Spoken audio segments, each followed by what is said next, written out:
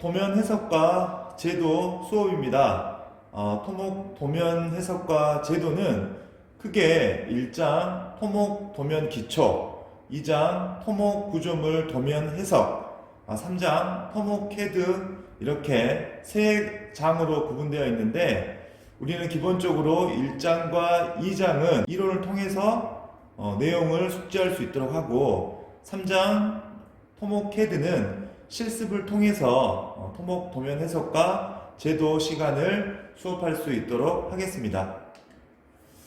1장 토목 도면 기초는 세 가지 섹션으로 나눠져 있는데 첫 번째는 토목 도면의 종류와 기호 표시, 두 번째는 철근 콘크리트 구조물 도면 표시, 세 번째는 측량 성과의 도면 표시 이렇게 구분되어 있습니다. 그러면 먼저 토목 도면의 종류와 기호, 오늘의 학습 목표입니다. 오늘의 학습 목표는 기본 설계도, 시공 설계도 등 토목 설계 도면의 종류 및 용도를 알고 설명할 수 있다입니다. 보시면 여기 보이는 게 지금 설계도인데요. 우리는 이게 기본적인 설계도도 포함되어 있을 뿐만 아니라 그 안에서 실제로 시공할 수 있는 설계 도면이 되겠습니다. 토목 도면은 용도와 형식에 따라 여러 가지로 분류할 수 있습니다. 각 도면을 필요한 시간, 장소에 따라서 적합하게 찾고 그것을 해석하는 능력은 토목 기술자의 기본적인 업무 능력이라고 할 수 있습니다. 먼저 토목 도면의 용도에 따른 분류를 살펴볼 수 있도록 하겠습니다. 계획도입니다. 계획도는 구조물을 건설하기 위한 기본 단계에서 결정된 개념들을 도면화한 것입니다. 구조물의 용도와 장래의 변화에 대한 대처 방안, 시공 도면의 작성에 필요한 중요 사항들을 결정합니다. 계획 설계도의 목적은 구체적인 설계를 하기 전에 공사 계획을 표시하는 것이고 건설 주체의 추상적인 생략을 간단하게 표현하는 것으로 설계자의 의도를 명확하게 하는 것입니다. 그리고 두 번째 설계도는 크게 기본 설계도와 실시 설계도로 구분할 수 있습니다. 기본 설계도는 계획 설계도를 심화한 도면으로 계획 도면으로부터 구조 계획과 설비 계획을 진행하는 것입니다.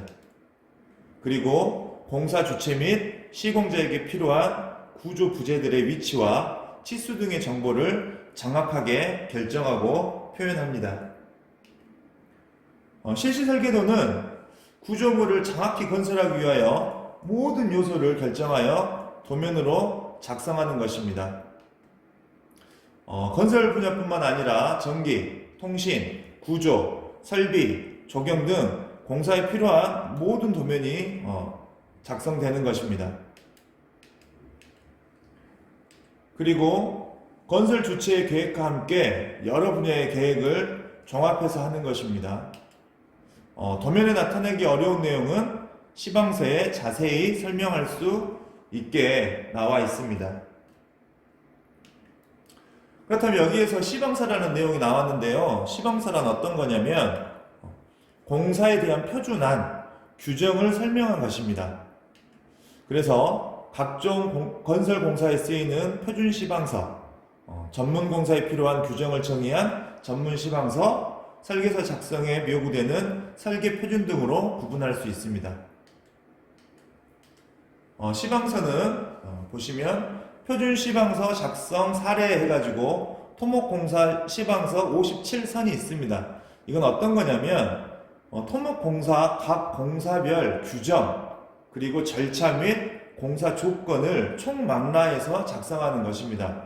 대표적인 예로 토목공사 시방서에 토공 분야에 보면은 일반 사항에서 적용하는 범위라든가 아니면 어떠한 내용의 공사에 대한 절차 그리고 그 조건에 대해서 모든 내용들이 다 서술되어 있습니다.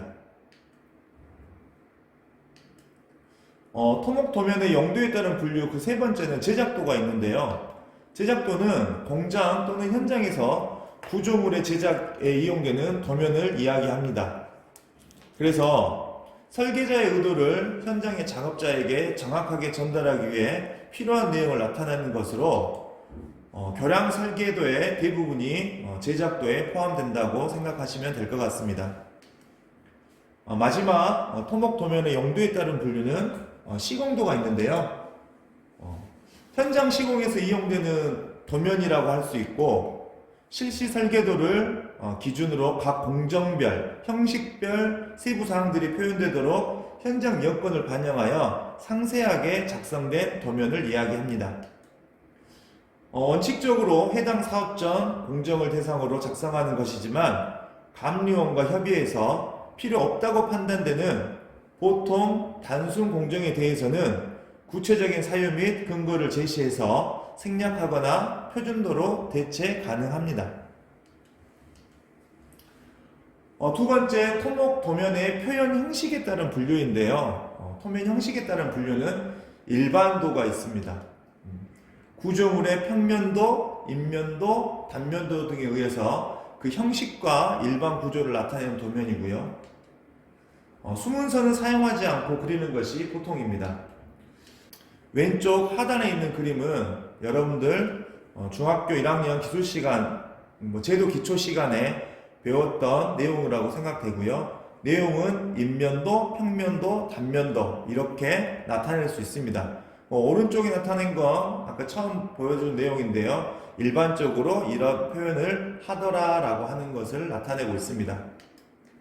일반도 다음에 외관도가 있는데요. 외관도는 대상물의 외형과 형태를 표현하는데 최소한의 수치를 나타내는 도면입니다.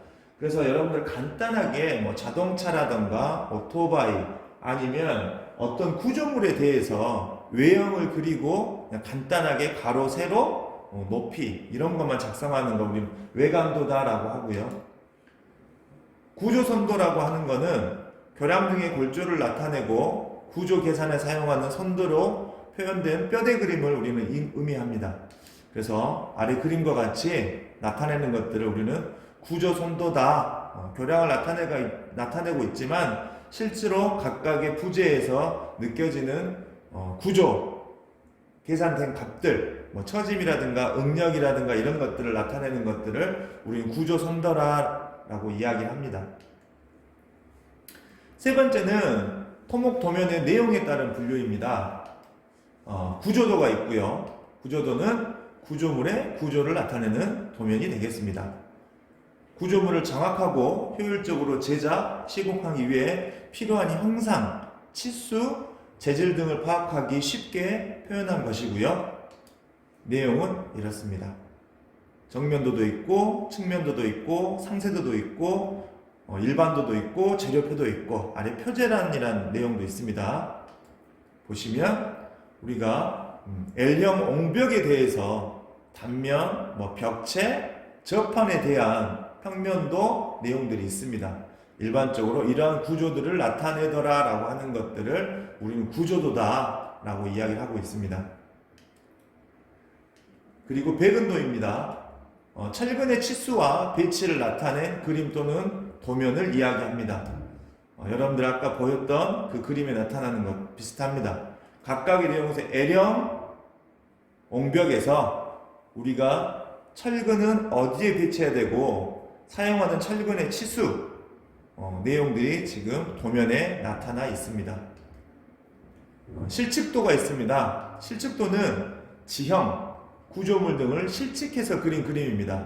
우리가 대표적으로 가장 많이 사용하고 있는 건 문화재 발굴조사 현황에서 그 내용들에 대해서 실측하고 도면을 작성하는 것, 혹은 문화재 발굴조사에서 나왔던 유물이라던가 이런 것들도 우리는 실측해서 우리는 그림으로 나타내는 겁니다.